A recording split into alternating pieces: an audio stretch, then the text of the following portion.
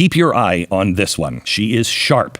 She is a massive threat to powerful people. If people will listen and do their own homework and just explore what she's saying, the game is up.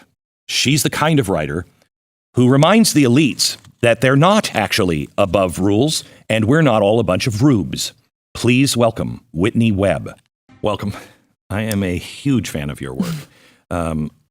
You have covered some of the most important stories, I think, in my lifetime.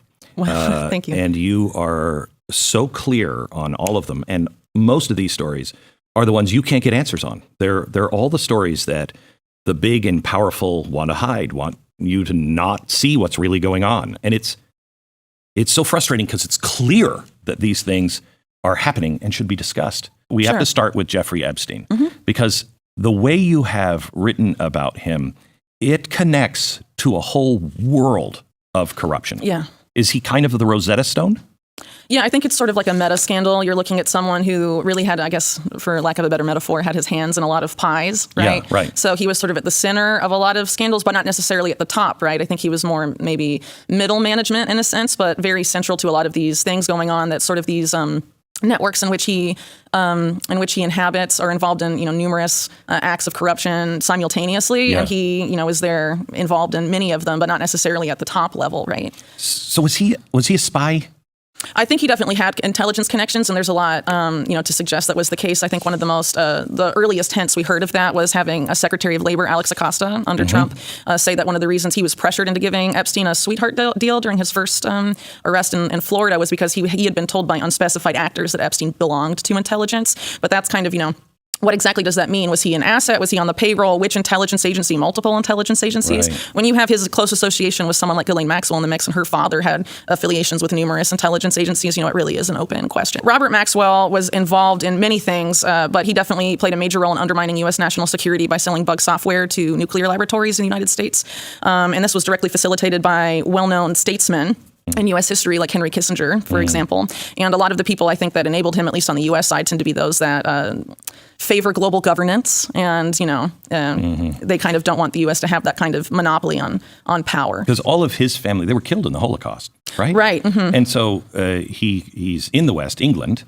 He survives, becomes kind of William Randolph Hearst of England. Yeah, media mogul, sure. Yeah. And then betrays the West. And that's not because he was on the other, he wasn't on the Soviet side. He was on a global government side. Well, I think you have to look at this network, and they've evolved over time, right? Robert Maxwell was very close to the Eastern Bloc. He had a very close relationship with intelligence figures in the KGB and also Bulgaria. He had a relationship with British intelligence and Israeli intelligence, and was involved in aspects of what later became known as Iran-Contra, which of course involves aspects of U.S. intelligence. So, he had his hands in everywhere and everything. And I think ultimately people like him are interested in any deal they can make to advance their money and their power and their influence, they'll take it. So Robert Maxwell was very interested in having his family be like the Kennedy family, a political power dynasty. And that's part of why he started moving into New York City around, just a year or two before he ended up dying. And Ghislaine Maxwell was sent to New York sort of to be his emissary. She was basically managed by her father from a very early age. He managed her, tried to manage her romantic life. He tried to manage what job she would have, and she was very dependent on him. So when he is dead in 1991, it makes sense that she would attach herself to someone with a lot of the similar characteristics. Right? So Dad didn't know about Jeffrey Epstein, wasn't alive at that point? Well, the allegation have been made by people that worked with Robert Maxwell in the 80s that Jeffrey Epstein was seen in his offices frequently in the United Kingdom. And during that period of time, it was known that Epstein was active in the United Kingdom. He was allegedly being mentored by a British arms dealer named Douglas Leese with British intelligence connections. So tell me, 1,000 pages, and there's no fluff in it. It is. It's dense. It's very dense. Why is it nobody else is reporting on this? Well, I guess I don't really know exactly why that would be, but the silence is very eerie about major aspects of the Epstein case. It ended up being 1,000 pages because as I was writing about Epstein, a lot of the connections that came up, I was just, increasingly aware that a lot of people in the American public, a lot of the names I was coming across, most people weren't going to be familiar with. Correct. Banks like the Bank of Credit and Commerce International, or BCCI, the scandal that involved, or even things like Iran-Contra, people may have heard the name but don't really know what it involved. So I figured I was going to have to go back and sort of explain that to people. So that type of context is volume 1 of the book. And and also the history of sexual blackmail and how it's been sort of an undercurrent in some past political scandals in American history, and how in these sorts of networks in which Epstein was inhabiting, that type of practice and exploitation even of minors for those purposes was actually disturbingly common. So Epstein starts to look less and less of a, he's not an anomaly, basically. Right.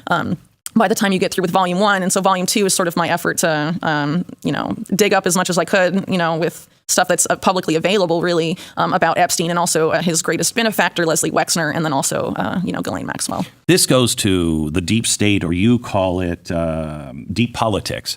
And it's been going on for a long time, but people, I don't think, realize that, the Bourne Identity, those Jason Bourne movies, that is a reflection of some people's real lives. I mean, it's a totally fictitious story, but those things do go on. And I tell you, I have felt for a long time with the NSA, listening to everybody's phone calls. If you're important in Washington, they're going to do everything they can to manage you. Yeah. So if you're not rock solid in who you are and what right and wrong really is, they got you. Yeah. But even they don't, today, I think we've moved away from the type of model that Epstein used for sexual blackmail. It's an era of electronic blackmail, and you don't even have to do anything wrong. They can just plant it on your devices and play gotcha that way. So it's really an unprecedented situation. And a lot of these intelligence agencies, as I note in the book, really for decades have been totally out of control. And I really start off the book talking about how intelligence agencies and organized crime in the U.S. got in bed together, and really that symbiosis. It was originally justified out of wartime necessity during World War II. Fighting the Nazis. But it never stopped, right? Right. And it's, business is business. And some of these people in our own national security state, realized they could make a lot of money working with organized crime and really shielding them and getting in on the spoils, I guess you could say. We think of, in my idealistic years of thinking about America, I thought, well, we did some bad things, yes, and I'm not talking about slavery or anything else. I'm talking about things we did in war. But we had, we really didn't want to do those things. I'm not sure if any of that is true. Are the people involved in this stuff, do they recognize at all that this is evil, or is this just business? Well, I think when you're talking about intelligence agencies, there's hierarchies. So there's people maybe low in different levels that may think what they're doing is right and advancing American interests. But then there's people at the top that aren't necessarily like that, and it's about advancing their own interests. If you look at a lot of controversial intelligence operations and decisions, coups, for example, of the past, a lot of it was justified as going against communist influence, trying to keep that from growing. But then some of these same actors, like the Iran-Contra types, they ended up getting involved with the Chinese government just a few years later in the 1990s. And some of this blossomed into what a lot of conservatives today remember as Chinagate during the Clinton administration and things like that. So, they really have no allegiance to anything except their desire to grow their own money and power. Are we ever going to find out who's in the black book? I don't think so. I think the FBI has been compromised from the very beginning. In the book, I talk a lot about J. Edgar Hoover. He was blackmailed by the mob. He realized the power blackmail had, started using blackmail himself. And increasingly the FBI, and I think it's very obvious to a lot of conservatives now, comes in to cover things up and to, go after, figures that they, don't want to advance in their careers or, any sort of thing. It's very complicated. So what do we do as a country when, there needs to be massive investigations of all sorts of stuff, Jeffrey Epstein being one, and, the government is increasingly incapable of investigating itself, especially when you're looking at the FBI or something. People don't understand. It's not just the horrific, evil sex trafficking that was going on. It's also massive corruption and financial crimes. And that's particularly glaring with the Epstein-Clinton relationship. You have someone like Jeffrey Epstein that described himself in the 80s as a financial bounty hunter. He was hiding or finding looted money for powerful people. That's coming from him. And he said this to numerous people. There's numerous sources attesting to this. So obviously he was very comfortable with the offshore financial system, shadow banking, and all of that. And then in the late 80s, in addition to becoming involved with Leslie Wexner's finances, he is involved in orchestrating one of the largest Ponzi schemes in U.S. history. The other person he worked with in that, Stephen Hoffenberg, is arrested and goes to jail for that in 1993. Epstein's name is dropped from the case, and he ends up at Clinton White House fundraisers. And even the George W. Bush administration, the first invocation of executive privilege of Bush as president was, among other things, to block documents about Mark Middleton being made available to Congress. And then 9/11 happens and everyone forgets. Wow. It's very amazing because Mark Middleton was not a high-ranking guy. He was an aide to Mac McLarty, who was chief of staff and then a senior advisor to Bill Clinton. So why are you having the subsequent president stepping in for Mark Middleton? There's obviously a lot going on there because at the same time that Mark Middleton is involved in Chinagate, he's meeting with Jeffrey Epstein, and Jeffrey Epstein in that period of time is arranging for the relocation of Southern Air Transport, the Iran-Contra airline, from instead of going from Miami to Latin America, it starts going from Columbus, Ohio, where Leslie Wexner is based, to Hong Kong.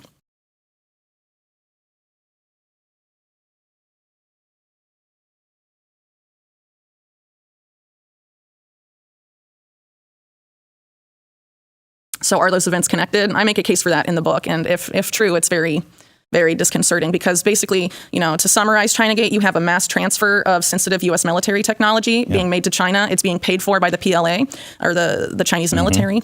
And Ron Brown was at the center of that because the Commerce Department was signing off on, all sorts of. So why was he then supposedly killed? He, shortly before he was unexpectedly asked to go on a trade mission to Croatia, he agreed to cooperate with an investigation into this particular network that was executing Chinagate. And the people on the U.S. side that were facilitating Chinagate were people that were connected to the networks of longtime Clinton benefactors, the Riadi family, and Jackson Stevens, who, were sort of political kingmakers for Bill Clinton when he was governor of Arkansas. It's crazy. How much of what we think we know is wrong, or how big of a role is what we think we know to what really is happening? Well, I think there's been a major effort to control the media and how much information gets to the American public about all sorts of things. If you look at the Epstein case, you're only allowed to talk about his sex crimes from 2000 to 2006. Don't look at his financial crimes or any of the thing he did before the year 2000 is, pretty much how mainstream media handles the case. And that's pretty...